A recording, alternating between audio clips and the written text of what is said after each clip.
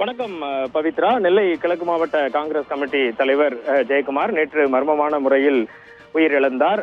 இந்த செய்தி தமிழகம் முழுவதும் வெளியாகி மிகுந்த பரபரப்பை ஏற்படுத்தியுள்ள நிலையில் இன்று காலை அவரது உடல் நெல்லை அரசு மருத்துவக் கல்லூரி மருத்துவமனையில் இருந்து பிரேத பரிசோதனை முடிக்கப்பட்டு தமிழ்நாடு காங்கிரஸ் கமிட்டி தலைவர் செல்வ பெருந்தகை தலைமையில் இங்கிருந்து அவரது சொந்த ஊரான திசையன்விளை அருகே உள்ள கரை சுற்று புதூர் என்ற இடத்திற்கு கொண்டு செல்லப்பட்டு தற்பொழுது அங்கு அவரது நல்லடக்கம் நடந்து வருகிறது.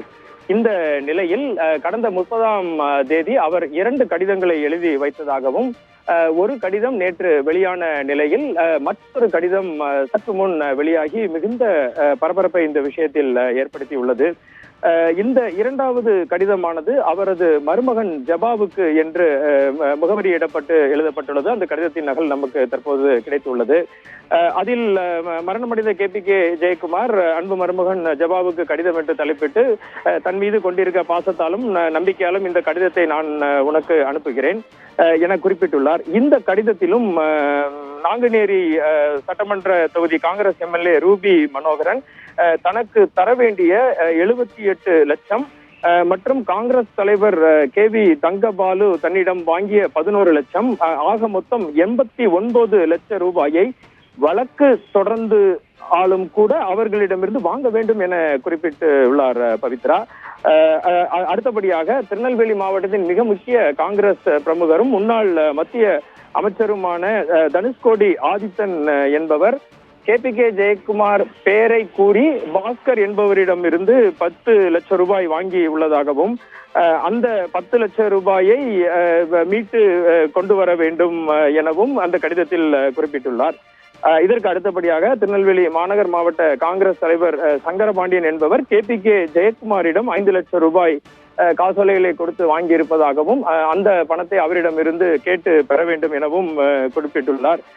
இவ்வாறாக மிக முக்கியமான காங்கிரஸ் பெருந்தலைவர்களின் பெயர்கள் இந்த கடிதத்தில் குறிப்பிடப்பட்டிருக்கிறது. மீண்டும் மீண்டும் நெல்லை நாங்குநேரி தொகுதி MLA ரூபி மனோகரன் பெயரை அதில் மீண்டும் மீண்டும் குறிப்பிட்டுள்ளார் KPK ஜெயக்குமார் என்பது இங்கு குறிப்பிடத்தக்கது.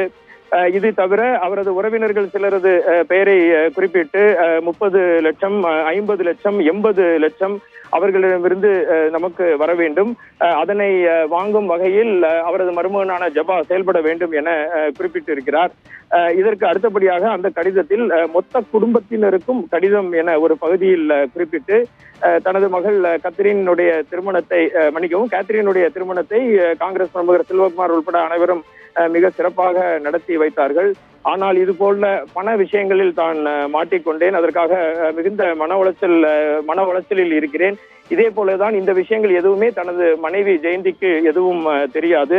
சோ அதனால் அவர்கள் ஏதாவது மனதளவில் மற்றவரை புண்படுத்தும்படி பேசியிருந்தால் அதை மன்னிக்க வேண்டும்.